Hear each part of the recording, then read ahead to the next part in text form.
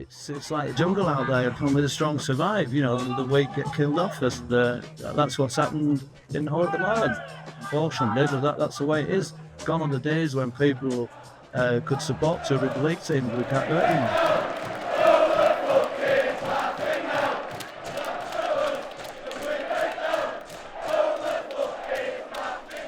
The support's down to about 2,000.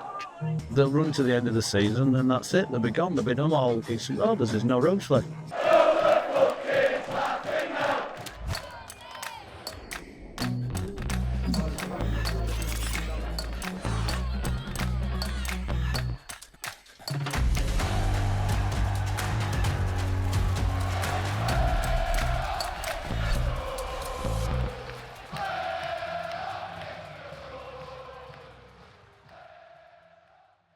They wanted one team in Hull, Yeah. which for me was ridiculous. But they wanted one team.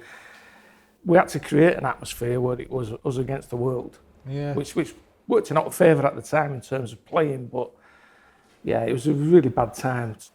So it was a lot of it's to do with the fans keeping us going rather than the other players. It's always been a community club, I think, and it got even more so really when we moved to Greatfield, because there's nothing there basically for the young kids to sort of like align to or whatever, and it was made more because we were struggling, and everybody likes to see somebody come up from come up from the ashes. We only had about 2,000 supporters, but again, they kept us going. And that 2,000 people, you know, I hope they're all revelling in it now if they're still around, because they thoroughly deserve it. Just going right back to the very beginning of Rovers, we're sitting here in the Vauxhall Tavern, way back in 1882, when a group of young friends, they were apprentice boilermakers, they sat down in a terrace house in Vauxhall Grove, and they decided that they wanted to set up a rugby team. They had nothing. They had no ground, they had nothing. They became very quickly quite successful, and they ended up playing at the Boulevard. And in 1895, Hull FC, they wanted a better ground to play on, so they looked at the Boulevard, they liked it, and offered more rent than Rovers could afford to pay, so they basically took over the Boulevard. Now, at that point, Rovers had to make a huge decision. Were they going to stay in the west of the city and try and compete with Hull FC, or move across to the east?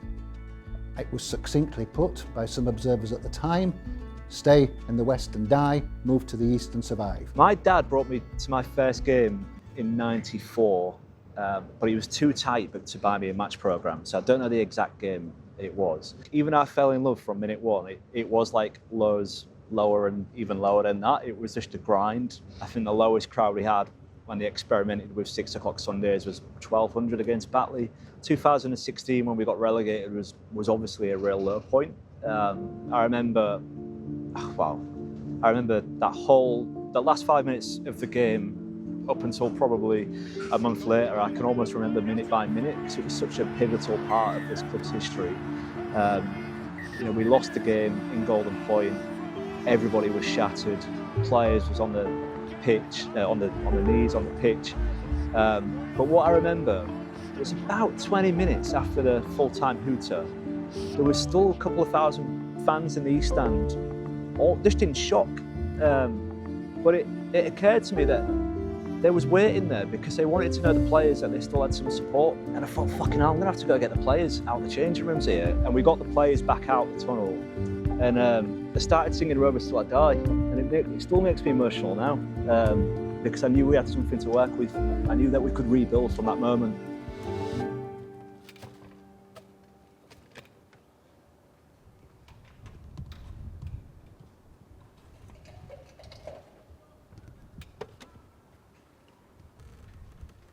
I always thought the fan base here was dormant. I always thought that, the regular 6,000, there was 10,000 there, but we probably weren't attractive enough to bring them out. So, sometimes people go into clubs and I think, you've got 4,000 fans and you'll never have more than that, because over 40 years, you've never had more than 4,000 fans, so how are you going to do that? But I knew here that there was a bigger fan base, so I had something to go, we had something to go for. It's people's leisure time, ultimately. They don't want to read about crap.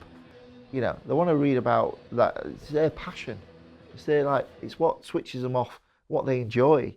So let's give them something to enjoy. Let's give them positive stuff to talk about. Not false stuff, but positive stuff.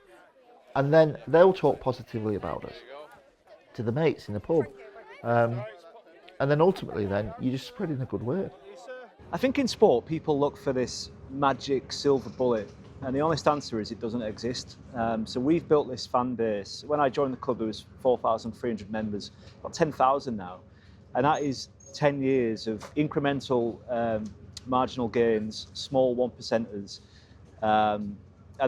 and smart people doing smart stuff behind the scenes.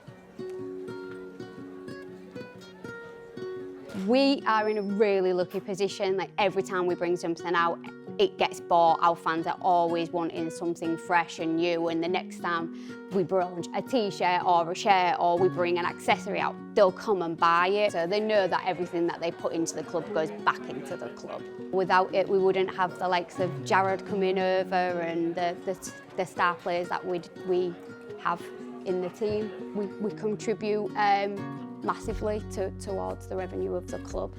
This one, #1 fan, which everybody would claim to be. People want people to know that this is the club they're supporting, so they'll have our water bottles, our mugs in the kitchens, you know, their glasses when they've got people coming around for drinks. So we have got new babies coming on the scene. Mikey's just had his, so he hasn't been in yet, so come on Mikey, get in and buy your kids something. Hawaiian range is being really popular. People want people to know who they support when they're on holiday. We go out to Catalans every year. Our first drop of this sold out within literally a week. So we're onto our 3rd design now. There isn't much left of it. And we'll be bringing another one out this year before we go to Catalans in July. Strapline this year was ready to fly, so that's sort of got like the wing style pattern. That was our membership tagline, was ready to fly, and then we did, because we grew another 2,000 members. So we probably have over 150, 200 different lines at any one time. There are big targets that we have to fill, which is why we have so many ranges.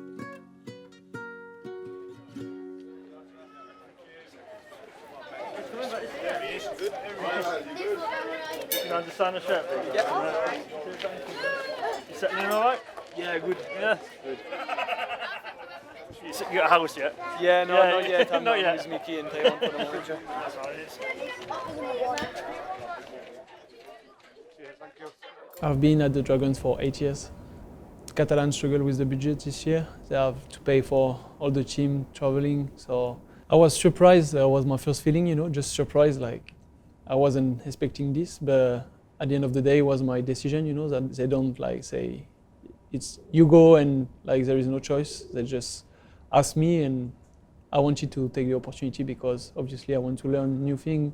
We actually tried to sign Arthur 2 years ago and were unsuccessful. And it's very difficult to get a young Frenchman out of France because they're very proud of the country. And in terms of Catalans, they're the only Super League club. But in that process, we had a couple of teams meetings with him and his partner, so we got to know them. And then the opportunity came around more recently, whereby Catalans rang ourselves and said, you know, are you still interested in Arthur because he'll be available for a fee? It happened really quick. I think can't be able to say goodbye to all the fans and, you know, like properly, but at the same time, I knew it was the right thing for me to leave and join the Robins. Like all the boys have been really good for me, you know, like my first day was a bit like first day of school. I was a bit excited but nervous at the same time. Like they train hard here, I can tell that, and just I've enjoyed to watch this and be able to train with them. Yeah, I think it's in a good position. You can tell like how they start and how many wins they had. I think that they have not been defeated since the beginning of the year. So yeah, I try my best to make sure I can help them and just be 100% committed. He's a goal kicker, and we brought Rhyse Martin in to do our goal kicking, who just got injured very, very early on. So But it wasn't, we didn't bring Arthur in for that reason. Arthur was somebody that Willie was keen on and has been keen on for 3 years.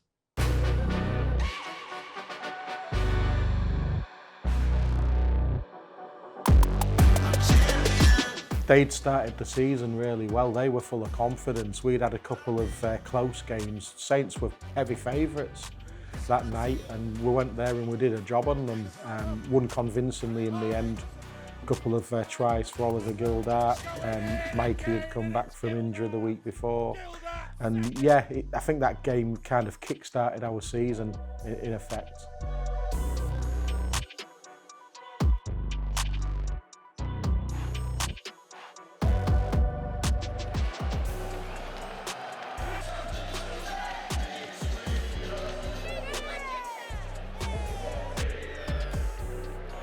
Scored a good try with Mikey. I think Joe Burgess broke down the left and chipped one over, and Mikey caught it on the fly and went in it. But yeah, it was just, I mean, since Lee beat Rovers in the 2023 Challenge Cup final, they've not beat us since. We've won every game since. His kicks ahead. Oh, magic Mikey! With the tee. He's a confident lad, isn't he?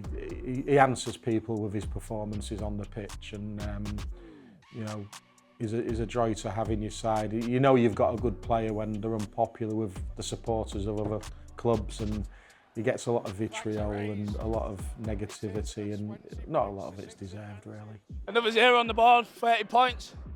You know, it didn't feel as easy as that, I'm not going to lie, but we really dug deep, and you know, we've got another 0 now.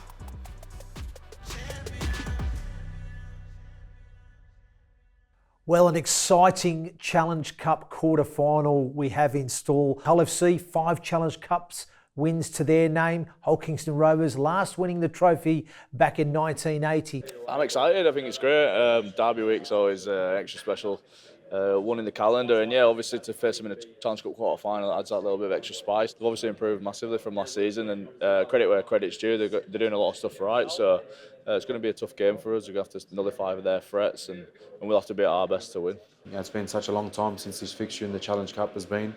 The two clubs playing each other in a quarter-final in Hull. It's going to be an awesome occasion. They've got such a quality team, quality players, and they've been blowing teams away. So we're going to have a work cut out for us. We've got to make sure we prepare well and hopefully turn up on Saturday and perform really well for our team. Going back over the years, Hull FC have won 124 of these derby games. It's 112 to Hull Kingston Rovers with 10 draws. So, you know, over history and over a century of games, that's pretty tight. In the next 5 or 6 years, we could see parity between the two sides, especially with the ambitions that Rovers have got of being that leading side in Super League.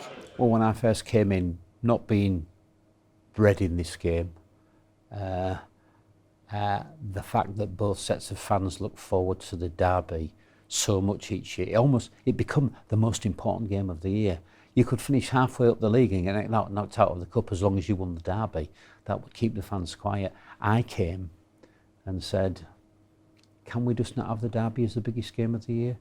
And my view is, we want to beat Wigan and St Helens and Warrington, not just Hull once a year. That would make me happy. It is like being in a tribe, isn't it? You feel a sense of belonging. Yeah. I know being red and white everywhere in our case. And this particular shirt is just such lovely memories for me, and because it's a retro. Yeah. And from 1980s, which was my first ever rugby league game. Oh wow. Which that's the first game I ever watched, and we won at Wembley, hence why I'm a Hull KR fan. First experience of the shirt was as a small child. I lived near the boulevard, and it was seeing people in the colours. And actually, when I got my first shirt, I was fairly young, and I wore it till it fell apart because I just wanted to wear it and be part of what was going on. I could see the floodlights from my bedroom. I didn't really belong at school, if I'm honest, and in the community I was, but I felt I belonged on the terraces. When you're in shops, going shopping at Asda, if you've got your colours on, like you might not even know the person, but you give a little nod to how you think it like. Obviously we knocked Oldham out the cup, and we're all sat waiting for the draw, and lo and behold, for the first time since 1986, we drew Hull FC in the Challenge Cup. They'd been going okay, in fairness, they'd been getting some good results, and obviously the result that they'd got to even be in that draw, knocking Wigan out the cup holders, was, yeah, credit to them for that. Tyrone May to Broadbent, Hiku to Davis! Davis scores in the corner! It's a spiralling one. Oh, it's an awkward bounce. Burgess has it! Burgess behind! The Rovers! Sam Loughlin to Broadbent! Rovers going again! Opportunity once again.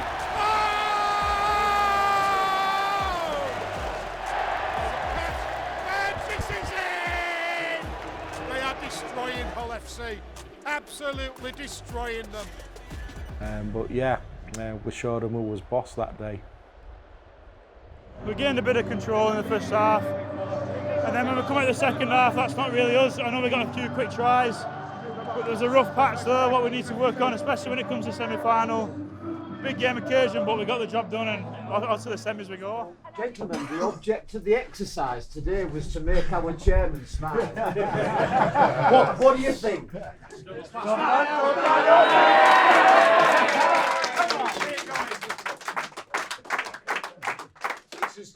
That really is as good as it gets in terms of smiling. I mean, what I love about this group, and I genuinely love it, is our actions. You know, we go out and do stuff, don't we? We don't talk about it. We don't get much respect, and in 13 days' time we'll be back here and in that respect again. But today I'm just really proud of this group and the possibilities. You know, we'll carry on working hard, but it's as simple as that. So I'm not going to get any shit tomorrow. You're not going to get any shit off the neighbours, are you? So we'll have a nice Sunday, and I'll enjoy rewatching the game tonight over a couple of beers. So thank you, boys.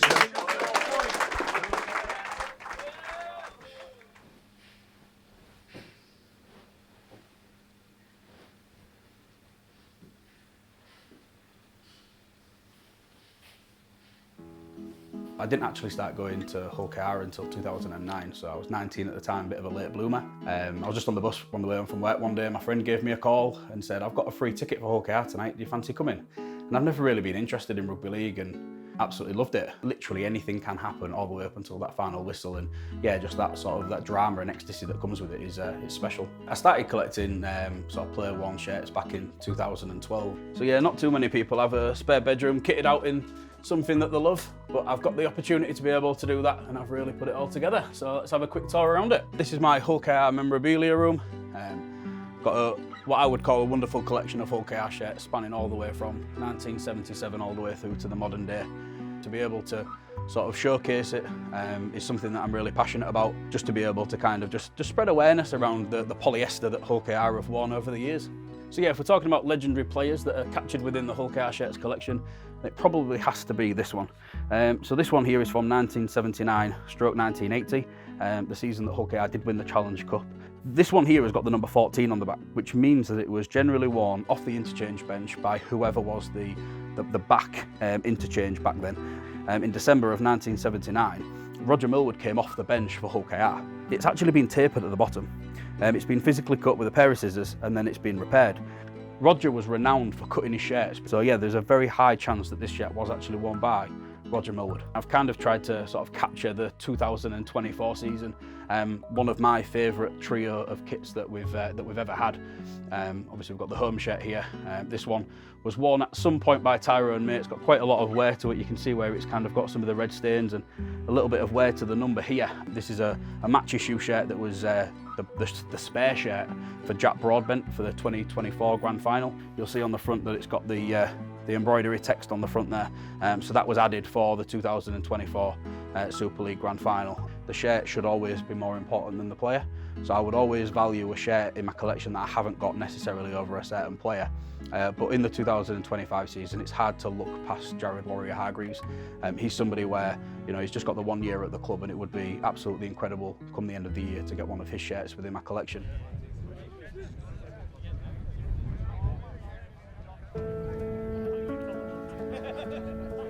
I come from split parents, so my parents split when I was about 6. You know, Mum was doing her best. She was working or doing her thing, and I used to play outside with the next door neighbour. He was older than me, my next door neighbour, and he come in and asked Mum whether he could take me down to the local football team or rugby league team, and that's where it started. She was like, "Yeah, take him, love, take him." I loved it from day one. I wouldn't change my upbringing and past for anything because it shapes who you are. You know, I believe I'm a resilient person. I can handle setbacks because I've had plenty throughout my life, like many people. You know, and that's what shapes you to be able to. That's what makes rugby league, you know, the game it is. I had an eye on the Rovers. There was a good balance of experience and youth. I always said I wanted to come over here, but you need to go to the right club. You know, it wasn't just I'll just grab that job because it's available. It was, okay, what can we do with this team? Where can it go? The club that I came through, the Rabbitohs, very similar, and that's why I love this club so much, is very similar to KR. Working class people, the game means so much to them. The fan base is very similar. So that's when I first got off the plane here, understood what this club was about. I felt at home because I was used to that with the club that I was with back in Australia.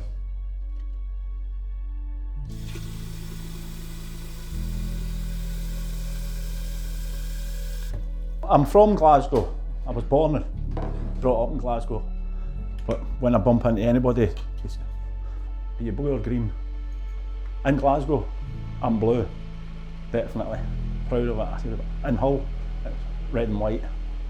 Going to that first game with Rovers and then getting hooked, I thought it's got me out of the house where the walls were closing in, and getting hooked on it and going is just give me something to take my mind off other things, focus on something, get involved in something with family, friends, and then getting into Rovers is probably saved my life in a way. It's kept me here, it's kept me sane, basically.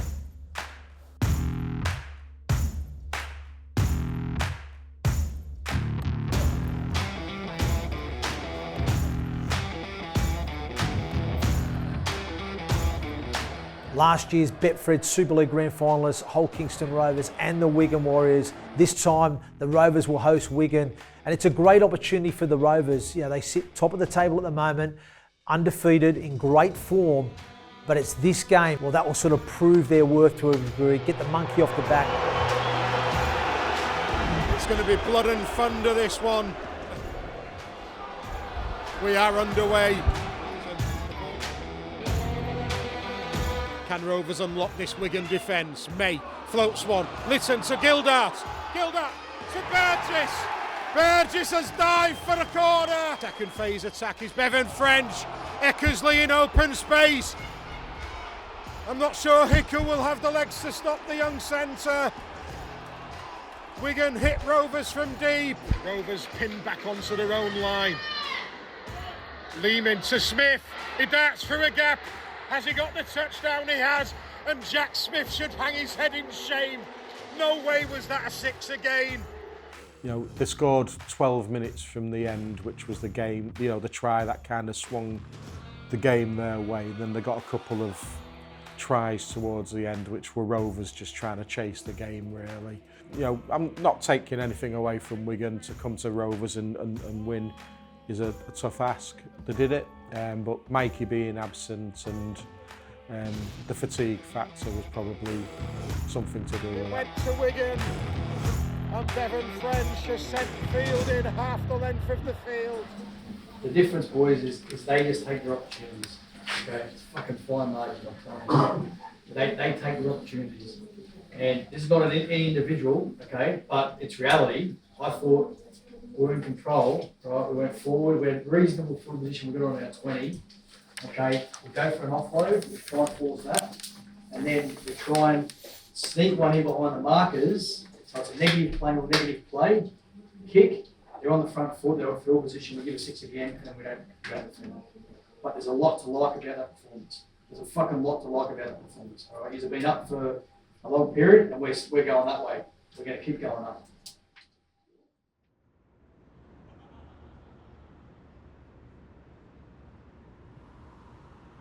I met My wife, when I was driving coaches, I was doing a run for National Express from Glasgow, and we used to drop off at the P&O. Don worked there. We actually got engaged on holiday and had our wedding reception in Greece. She became sort of ill and she was getting worse. She was scared.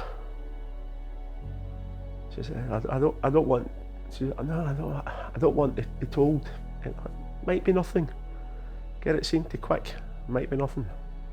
It was breast cancer that spread. It told us that it spread so much that they would never be able to cure it. I thought that's it. My life's over as well. I thought, what? But it was after the funeral, I was just sitting and watching the news. Rovers was on. I messaged Tony and says, "Are you going to Rovers?" He said, "What, you fancy it?" And I says, "Yeah, I'm a bit. See, I'll try and get a ticket and I'll tag along if that's all right." He went, "Yeah, of course it is." The next game, I says, "You know, I might even make a ticket for the next game." And at the end of the year, it was saying on Facebook, less than 1,000 tickets for each stand for season passes. In Rovers, I've met a lot of people by going. Football, you see people round about you, but in rugby, there's just more and more people speak to each other.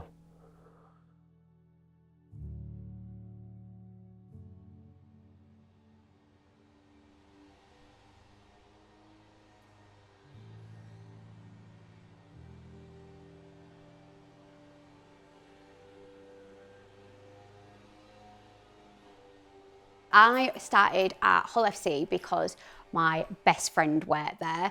Made my way up to retail manager there. The opportunity to come and work here came up literally as they offered voluntary redundancies out. I was a Hull FC fan, started going to the Boulevard from being about 10 years old with my dad. All my family are black and white. When I told my dad what I was doing, he was like, "No, you can't move over." When I first started wearing branding, he was like, "Get out of my house, you can't wear that in here." I think if he could have his way, this would be one of the last places I would work. He's very old school, like you are either a black and white or you are a red and white, and that's it. The Good Friday derby on Friday coming up, I think it's going to be really tight. It's top of the table clash, but I think we'll do it. Hull KR, that is. And I am going to be sitting in the West Stand, which is predominantly the Hull FC stand, with my family. What is his name? Rapana. Oh, your shirt. Need to go on your manufacturers about them. I'll have to be subtle because I can't wear a shirt standing out in the black and white stand in a red and white shirt, but a cap.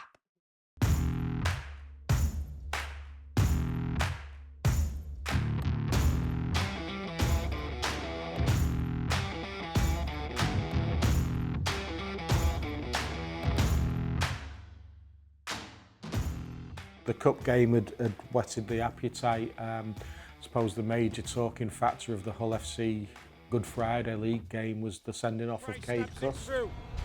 Oh, Rovers have it. This will give us a good angle. Oh, that's not good. That's a sending off in today's day and age.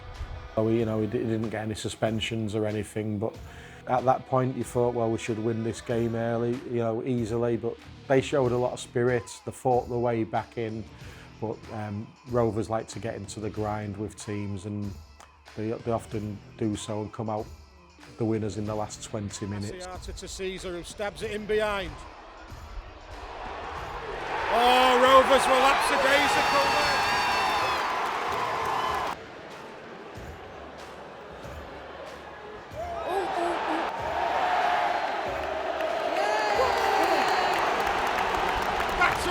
Open space!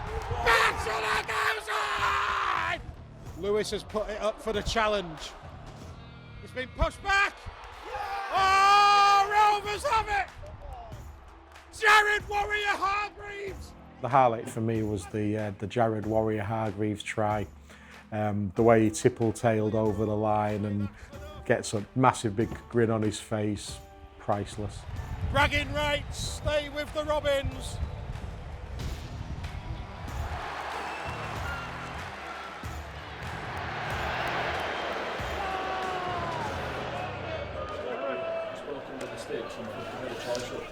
What we're going to happen in the next 20?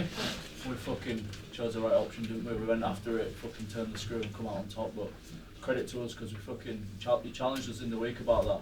The last 20 of your games, we're not fucking rolling over and being soft. We're going to go and get a win. So fucking great work. Fucking proud of us. You said it all, boys. So what's that thing you do? See you Tuesday.